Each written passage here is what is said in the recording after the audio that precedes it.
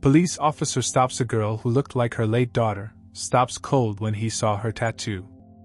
The streets of Millbrook wore their usual quiet mask as Officer Daniel Carter guided his patrol car through another late-night shift.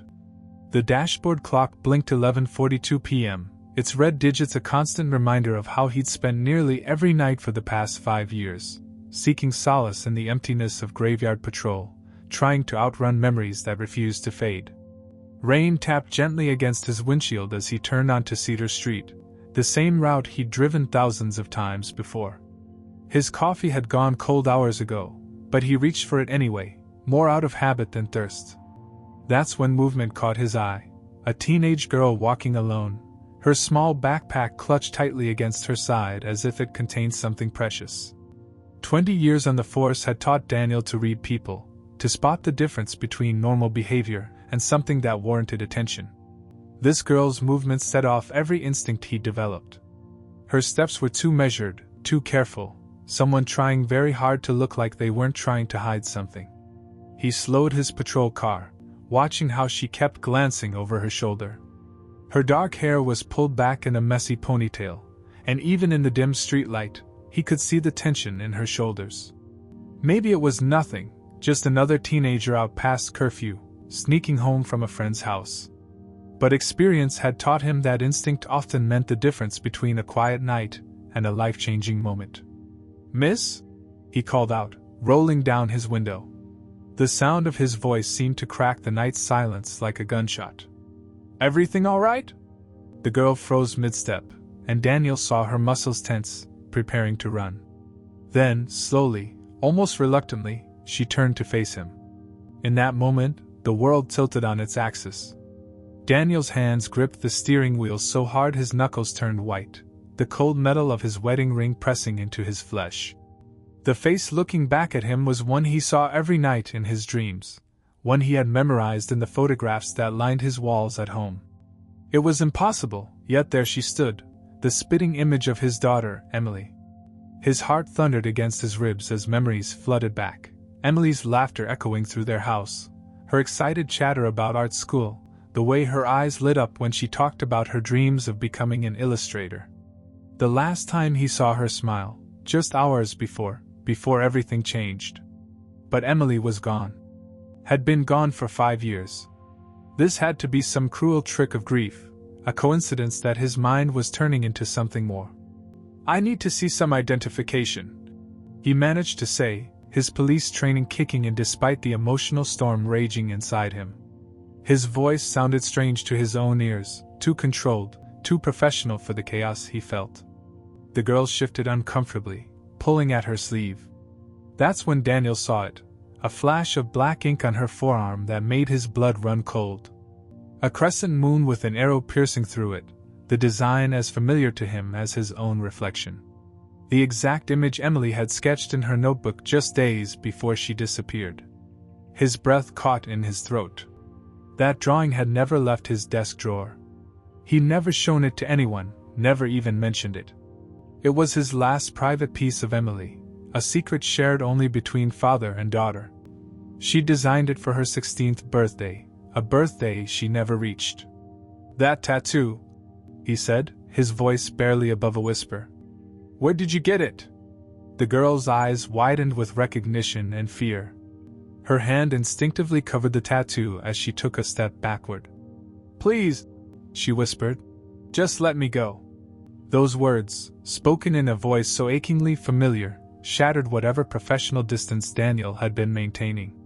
He stepped out of his car, his legs barely steady beneath him. The rain had picked up, drops falling heavier now, but he barely noticed. "Emily?"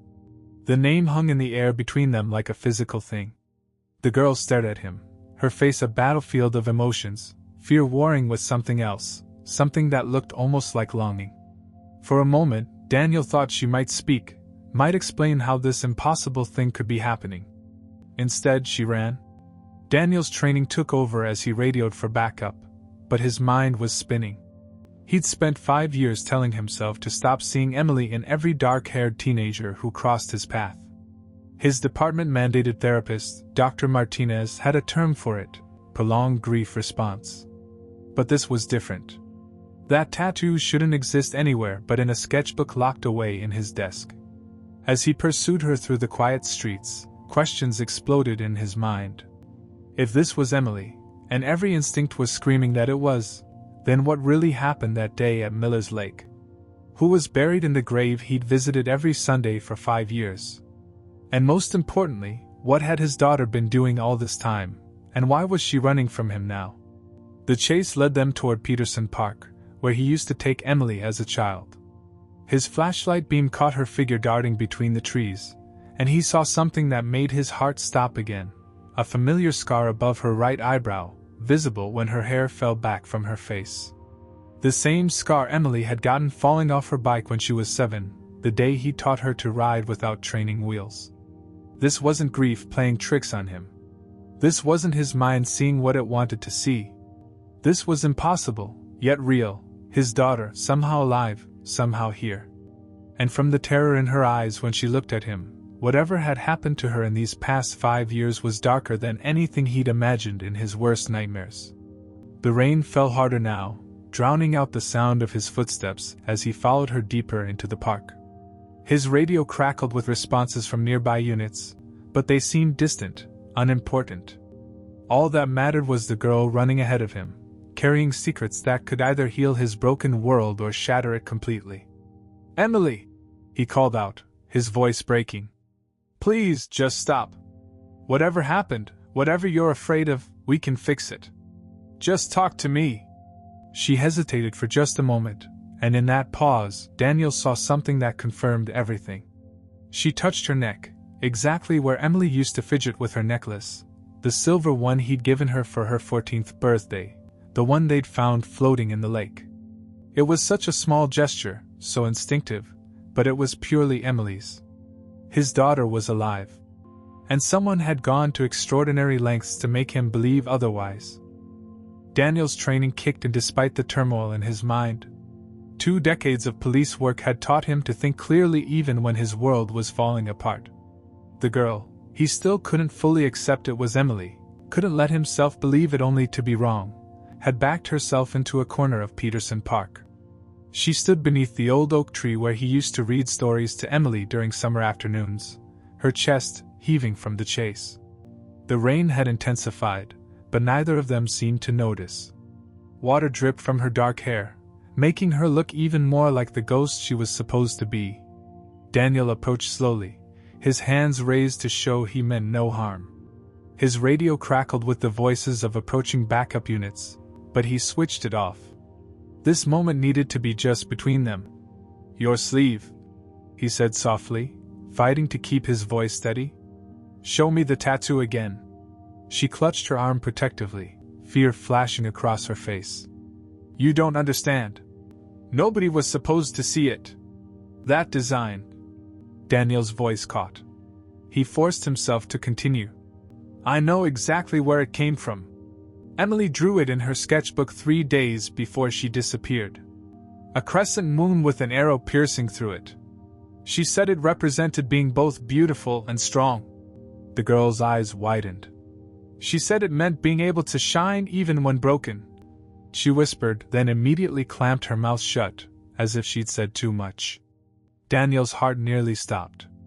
Those words, they were exactly what Emily had told him that night, sitting at their kitchen table, showing him her design. He'd never told anyone else. It wasn't in any police report, any news article. It was a private moment between father and daughter. "The sketchbook is still in my desk drawer," he continued, taking another careful step forward. "Red spiral binding. The moon is on page 17. There's a coffee stain in the corner because Emily knocked over my mug while she was drawing it." Tears spilled down the girl's cheeks. "Stop," she pleaded. "Please stop." But Daniel couldn't stop. 5 years of grief and questions were pouring out of him. "The next page has a drawing of our cat, Milo. Emily gave him a superhero cape and called him Captain Whiskers. The page after that is blank because she was saving it for something special. For Mom's portrait," the girl whispered, her voice breaking. "For her birthday." Daniel's legs nearly gave out. Nobody knew about that plan. It was Emily's secret, her surprise for her mother that she never got to complete. His hands were shaking as he pulled out his phone, bringing up a photo he'd looked at thousands of times. Emily on her 14th birthday, blowing out candles on a chocolate cake with strawberries. Her favorite. "This necklace," he said, zooming in on the silver chain around young Emily's neck in the photo. "The one they found in the lake. It had an inscription on the back." "What did it say?" The girl's breath hitched. "To my shooting star," she answered, tears flowing freely now. "Love, Dad. But you got the date wrong. You had to get it resized, and when they redid the engraving, they put the wrong year." Daniel finished, his voice hoarse. "I never had it fixed because Emily said it made it special. Made it uniquely hers." She took a stumbling step backward, her back pressing against the oak tree. Her sleeve had ridden up, fully revealing the tattoo that had started this whole confrontation. In the beam of Daniel's flashlight, the black ink seemed to shimmer on her skin, the crescent moon elegant and delicate, the arrow strong and precise, exactly as it had been in Emily's original drawing. "The artist who did this," Daniel said, gesturing to the tattoo. "They worked from a reference, didn't they? From the original sketch?" She nodded almost imperceptibly. They said they needed proof. Proof that I was who they thought I was. The drawing was on their desk when they brought me in." "Brought you where?" Daniel asked, but she shook her head frantically. "I can't. They'll know if I tell you. They always know." A police siren wailed in the distance, getting closer. The girl, Emily, it had to be Emily, flinched at the sound. Daniel made a quick decision and switched his radio back on. "All units stand down," he ordered. "Situation under control. Return to regular patrol. 10-4, came Sarah Chen's voice, his partner of 3 years. "You sure, Dan?" "Affirmative," he replied, never taking his eyes off the girl. "She's not a threat. She's..." His voice broke. "She's family." In the silence that followed, the rain seemed to drum even harder against the leaves above them. The girl's eyes darted between Daniel and the park entrance, but she didn't run. Something had shifted in her expression. The fear was still there, but now it warred with something that looked like hope. "The day you drew this," Daniel said softly, gesturing to the tattoo, "you were listening to that playlist you always played when you were drawing. The one with all the Taylor Swift songs your mom pretended to hate but secretly loved. You were wearing your green hoodie, the one with the paint stains on the sleeve. And when you showed me the design you said..." "I said it was like us," she whispered, finishing his sentence. "The moon was you, always watching over me, and the arrow was me, always finding my way back home." The words hung in the air between them, heavy with 5 years of loss and longing. Daniel took another step forward, close enough now to see the familiar spray of freckles across her nose, the tiny scar above her eyebrow, the way her right hand fidgeted with her sleeve just like Emily always did when she was nervous. "But you didn't find your way back," he said quietly. "You were taken, weren't you?" She looked up at him, and in her eyes, he saw the shadow of everything she'd endured. "They said you knew," she whispered. "They showed me papers, documents. Said you'd arranged it all. That you didn't." Her voice cracked. "That you didn't want me anymore." The fluorescent lights of the police station hummed overhead as Daniel led Emily through the quiet hallways. It was nearly 1 a.m., and the building was mostly empty except for the night shift staff. Every step felt surreal, like walking through a dream he was afraid to wake from. Emily flinched at each new sound, the distant ringing of a phone, the squeak of their wet shoes on the linoleum floor, the click of a door closing somewhere down the hall. They reached the interview room, and Daniel saw Emily hesitate at the doorway. He recognized that look. It was the same one she'd had as a child when thunderstorms would wake her at night, torn between seeking comfort and hiding under her covers. "It's okay," he said softly. "You're safe here." She gave a bitter laugh that sounded wrong coming from her lips. "That's what they said too. Before." She didn't finish the sentence, but her hand unconsciously went to her left wrist, where Daniel noticed faint marks that looked disturbingly like old rope burns. His jaw clenched, but he forced himself to stay calm. Getting answers would require patience. Sarah Chin, his partner, appeared in the doorway with 2 cups of hot chocolate, Emily's favorite. He remembered telling her once during a long night shift when they'd shared stories about their families. Sarah had been there for him during the worst days after Emily's disappearance, had helped him search the lake for weeks after the official investigation was closed. "Here," Sarah said gently, placing 1 cup in front of Emily. "Careful, it's hot." Emily stared at the cup but didn't touch it. "You don't believe me," she said quietly. "You think I'm lying." "I think," Sarah replied carefully, "that we need to understand what happened. All of it." Daniel couldn't wait any longer. He pulled up the department's database on his tablet, his hands shaking slightly as he accessed Emily's case file. 5 years of police work had taught him to trust evidence over emotion, but right now, both were screaming that something was terribly wrong. The familiar details scrolled past. Missing person report filed June 15, 2020. Last seen near Miller's Lake. Personal effects, including her silver necklace and clothes, found floating in the water 2 days later. Then he saw something that made his blood run cold. "Sarah," he called, his voice hoarse. "Look at this."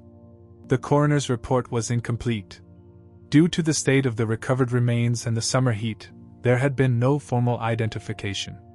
The case was closed based on circumstantial evidence: the clothing, the necklace, and witness statements about seeing Emily near the lake that day. They had never actually confirmed it was Emily. "That's not possible," Sarah breathed, reading over his shoulder. "There must have been DNA testing, dental records." But as they dug deeper into the file, the holes in the investigation became glaringly apparent. The case had been rushed through, the paperwork filed and sealed with unusual speed. Even the detective who'd handled the case, James Morrison, had transferred to another district immediately after. "Someone wanted this case closed quickly," Sarah muttered, her detective instincts kicking in. "But why?" Emily watched them from across the table, her hands wrapped around the untouched hot chocolate. The steam rising from the cup cast shadows on her face, making her look older than her 17 years.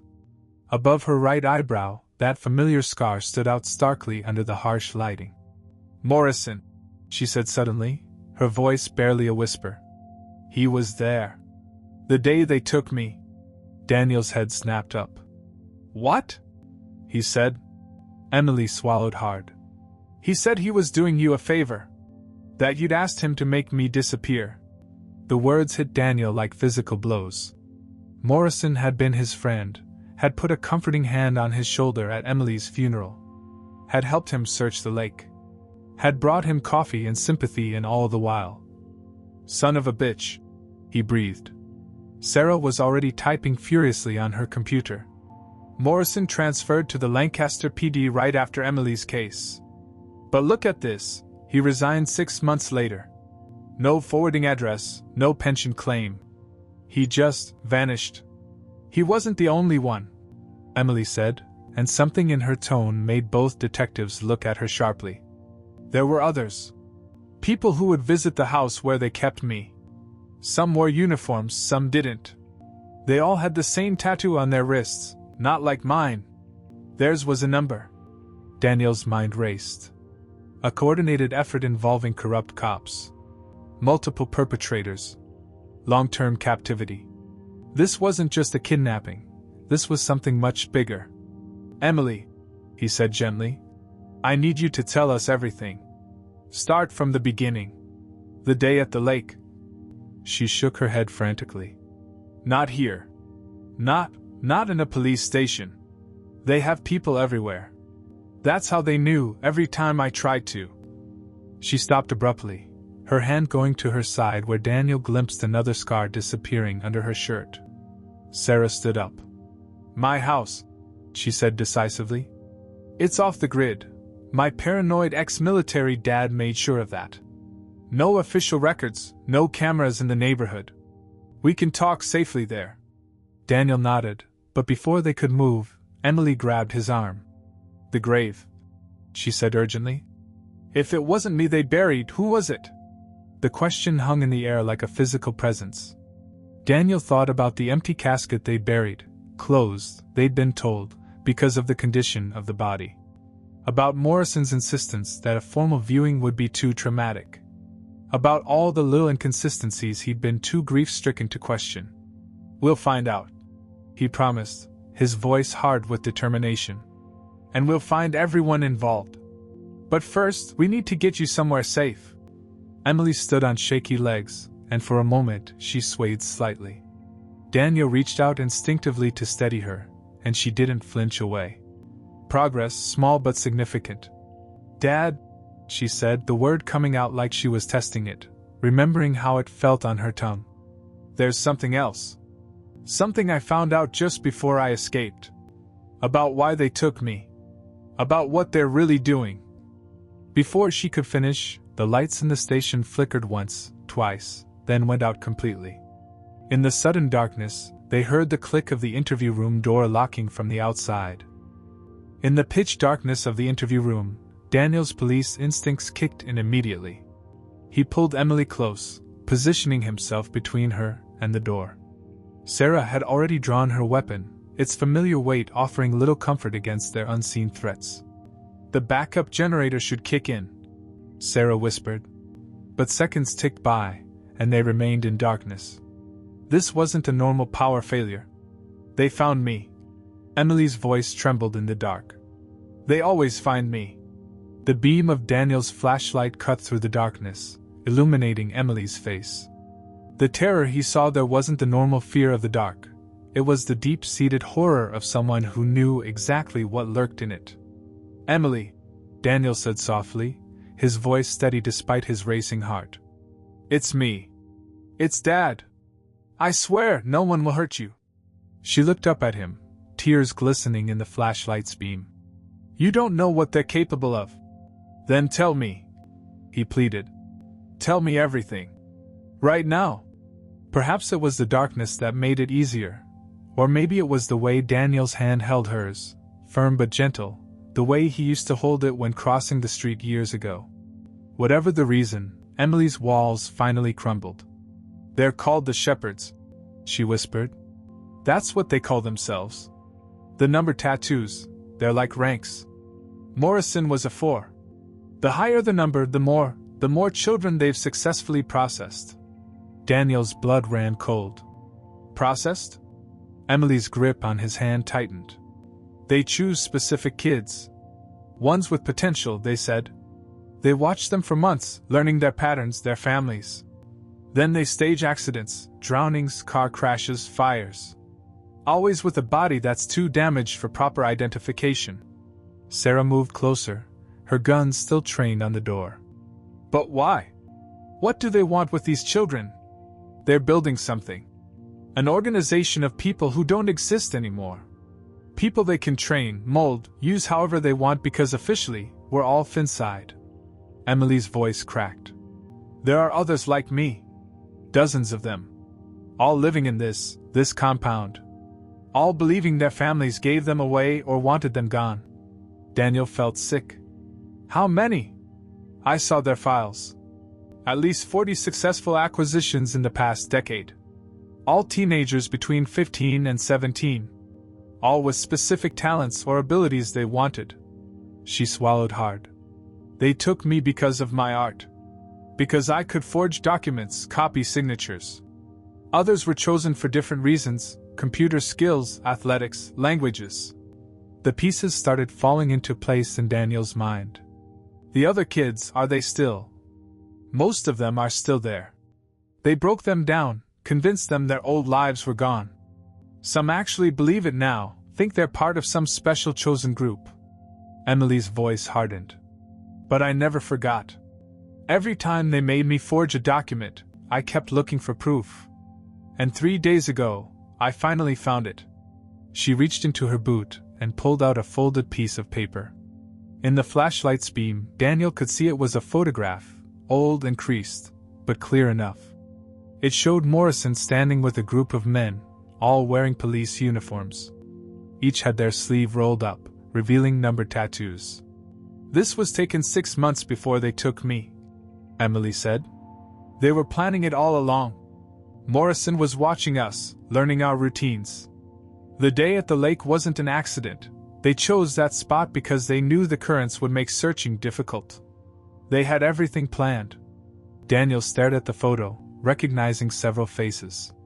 Officers he'd worked with, trusted. Some still on the force. Why show yourself now? After 5 years? Emily's breath hitched. Because they're planning something bigger. I found another list in their files. More targets. More kids. And she looked up at him, fresh tears spilling. Mikey's name was on it. They're going to take him next week. Michael Carter, Daniel's nephew, Emily's cousin. Just turned 17. A computer prodigy who'd already been offered early admission to MIT. No, Daniel growled. Not again. Not another child. There's more, Emily whispered. The compound where they keep everyone, it's not just one location. They have facilities in 3 states. They're expanding, recruiting more shepherds. And the kids they've already taken? Once they turn 18, they become shepherds themselves. The cycle continues. Sarah cursed softly. That's why they target teenagers.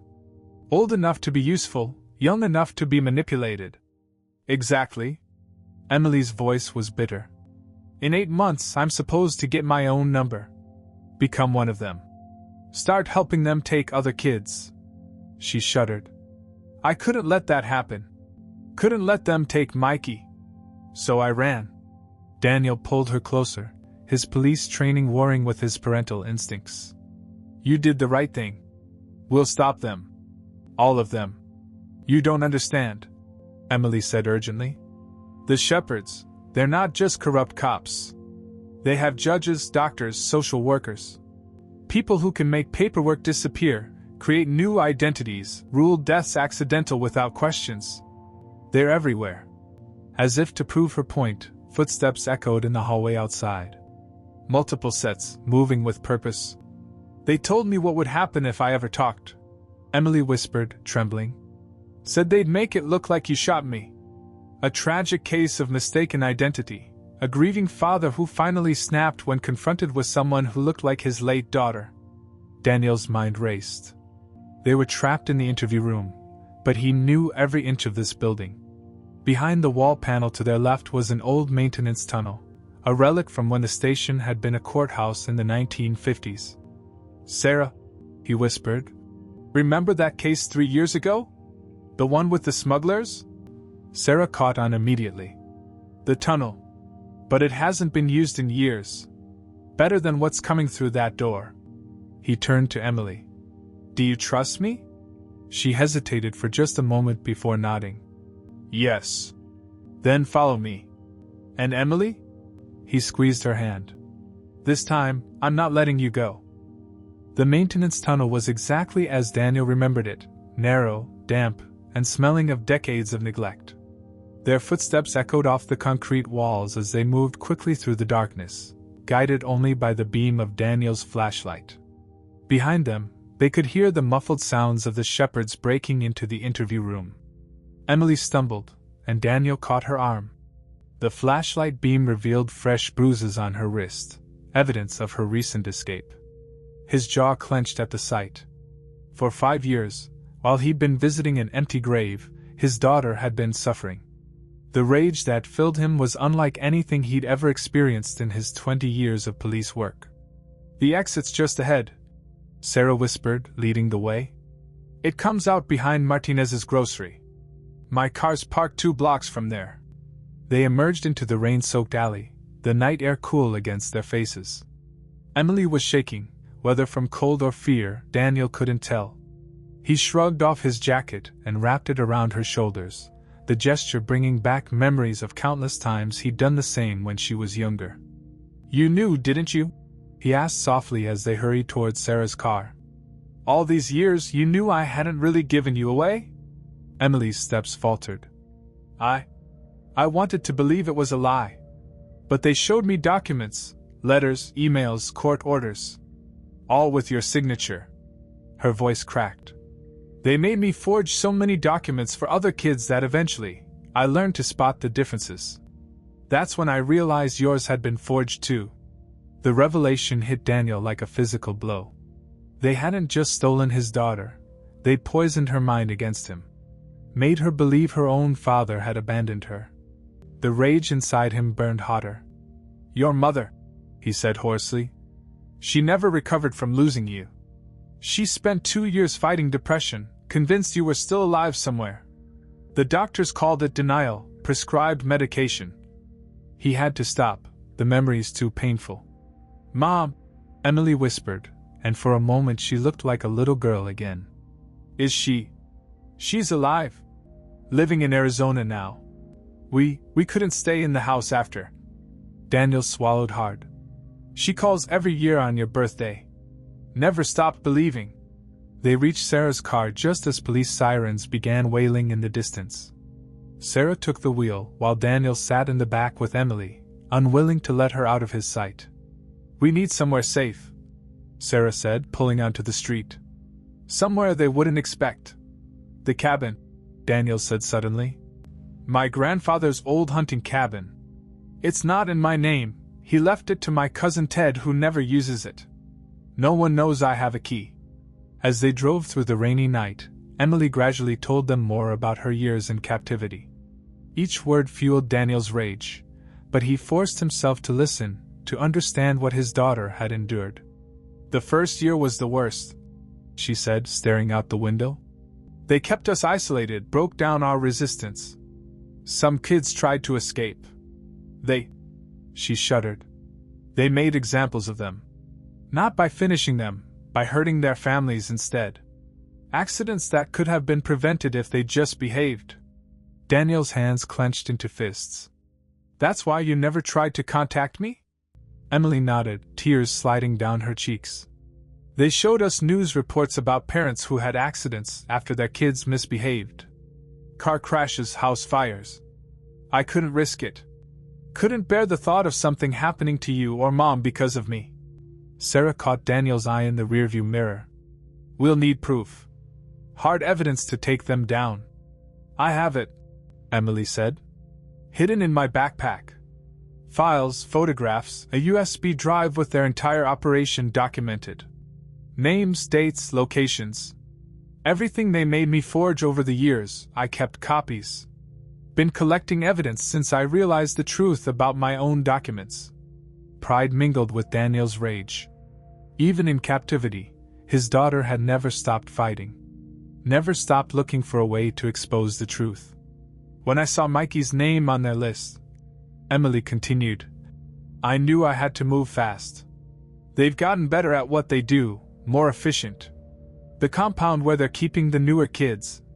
She stopped, her face paling. Emily? Daniel touched her arm gently.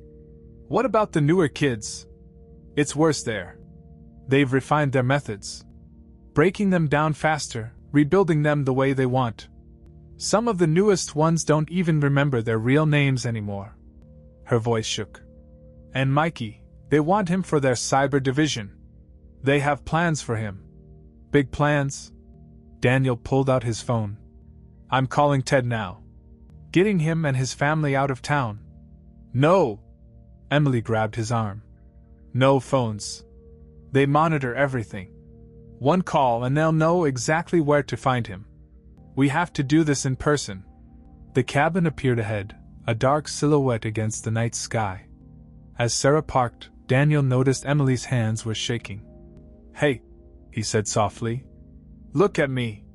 She turned, and in her eyes he saw both the traumatized young woman she'd become and the little girl he'd lost. The daughter he'd buried but never stopped loving. I failed you once, he said, his voice raw with emotion. Never again. We're going to stop them. All of them. Make them pay for every child they've stolen, every family they've destroyed. How? Emily whispered. They're everywhere. Even if we expose them, there will always be more shepherds. The cycle will continue. Daniel took her hand, feeling the slight tremor in her fingers. Because this time, you're not fighting alone. This time you have me. And Emily? His voice hardened with determination. "I'm not just a father looking for justice. I'm a cop who's spent 20 years learning how to build cases that stick. They might have perfected stealing children, but I've perfected putting criminals behind bars." Emily stared at him for a long moment before something shifted in her expression, a spark of her old determination breaking through the fear. "There's something else," she said. "Something I haven't told you yet. About why they're really doing this, why they need these specific kids." She took a deep breath. "Dad, they're not just building an organization. They're building an army." 3 weeks later, Emily stood in the doorway of her old bedroom, taking in the familiar space that had remained unchanged for 5 years. Her father had kept everything exactly as she'd left it, her art supplies still scattered on the desk, her favorite sweater draped over the chair, even the half-finished sketch of their family still pinned to the bulletin board. The takedown of the Shepherds had been swift and comprehensive once they had Emily's evidence. The FBI's specialized trafficking unit had moved with surgical precision, coordinating simultaneous raids on all 3 compound locations. 47 children were rescued. 28 Shepherds were arrested, including 6 police officers, 3 judges, and a state prosecutor. Morrison was found in a safe house in Mexico, trying to flee with forged documents that Emily had secretly marked, leading authorities right to him. But the victories, though significant, couldn't erase the trauma overnight. Emily still flinched at sudden movements, still woke up gasping from nightmares where she was back in the compound. The sound of police sirens made her shake, and she couldn't look at swimming pools without remembering their training sessions, where they'd hold kids underwater until they nearly drowned, breaking their spirits through fear. "Emily?" Her father's voice called from downstairs. "Your mom's flight just landed. She'll be here in 30 minutes. Emily's heart raced. She hadn't seen her mother since that day at the lake 5 years ago. They'd spoken on the phone after the raid, both of them crying so hard they could barely form words. But face to face? That was different. Harder. "Coming," she called back, her voice steadier than she felt. Downstairs, the smell of her father's cooking filled the air. He was making her favorite, chicken parmesan, just like he used to. Some things hadn't changed, but others had changed profoundly. The living room was now a command center of sorts, walls covered with photos and documents. They were still tracking down other Shepherd operations, finding more stolen children. Emily's detailed records had exposed a network larger than anyone had imagined. Each rescued child was another piece of her healing, another small victory against the darkness that had consumed 5 years of her life. Mikey was safe. They'd gotten to him in time. He was helping now, using his computer skills to track digital footprints of remaining Shepherd members. The organization was crippled but not completely destroyed. There would always be more work to do. Daniel looked up as Emily entered the kitchen. He'd aged in the past 5 years, gray streaking his temples, lines around his eyes deeper than she remembered. But his smile was the same, the one that had haunted her dreams during her captivity, the one she'd feared she'd never see again. "You okay?" he asked softly, recognizing the look on her face. Emily nodded, then shook her head, then shrugged. "I don't know. Everything feels surreal. Like I might wake up back there, and all of this will have been a dream." Daniel put down his cooking spoon and pulled her into a hug. She tensed for a moment. Physical contact was still difficult, but then relaxed into his embrace. His shirt smelled like home, like safety. "This is real," he assured her. "You're home. You're safe. And no one will ever take you away again." The doorbell rang, making Emily jump. But it was just Sarah, bringing over case files. She'd been instrumental in coordinating with the FBI, her dedication to finding every last Shepherd matching Daniel's own determination. "More kids identified," Sarah announced, placing a folder on the counter. 3 more families to notify. And, she smiled, Lisa Martinez woke up from her coma. She can testify about the training facility in Oregon. Emily's hand went unconsciously to her arm, where her tattoo was now covered by a new design, a phoenix rising from ashes, symbolizing her rebirth from the darkness. Other survivors were getting similar tattoos, turning their marks of captivity into symbols of triumph. The sound of a car pulling up made everyone freeze. Through the window, Emily saw her mother stepping out of a taxi, looking exactly as she remembered but somehow different too. More fragile, maybe, but with the same quiet strength that Emily had inherited. "I can't," Emily whispered, panic rising. "What if she doesn't? What if I'm not?" "Hey," Daniel said firmly, taking her hands. "Your mother never stopped believing in you. Never stopped looking. Even when everyone else, including me, had given up hope, she kept insisting you were alive somewhere. She's been waiting 5 years for this moment." Emily took a deep breath, steadying herself. She could do this. She had survived 5 years of hell, had brought down an entire criminal organization. She could face her mother. The front door opened. For a moment, time seemed to stop. Emily stared at her mother, and her mother stared back. Then, with a cry that held 5 years of grief and joy and love, they ran to each other. "My baby," her mother sobbed, holding her close. "My beautiful, brave girl." They sank to the floor together, crying and laughing and holding each other. Daniel joined them, wrapping his arms around both of them, their family finally whole again. Later that night, they sat around the dining table, empty plates of chicken parmesan pushed aside. Emily's mother couldn't stop touching her, brushing her hair back, holding her hand, as if afraid she might disappear again. They talked about everything and nothing, careful to avoid the darker topics for now, focusing instead on rebuilding their connections. "I kept drawing," Emily said softly, pulling out a sketchbook, a new one, filled with art she'd created in secret during her captivity. "It kept me sane. Kept me. Her mother stroked her cheek gently. "You are the strongest person I know." Emily looked between her parents, her father, the detective who never gave up searching for the truth, and her mother, who never stopped believing. Then she looked down at her phoenix tattoo, symbol of her transformation. "I'm not running anymore," she said, and for the first time in 5 years, she fully believed it. "I'm home." Daniel reached across the table and took her hand. "You're home, Em." And finally, after 5 years of darkness, Emily squeezed his hand back, knowing that while the nightmares might not be over, she would never have to face them alone again. The moon shone through the window, casting its light on the family reunited at last. And somewhere in the distance, another child was being rescued, another family made whole, because one brave girl had refused to let the darkness win.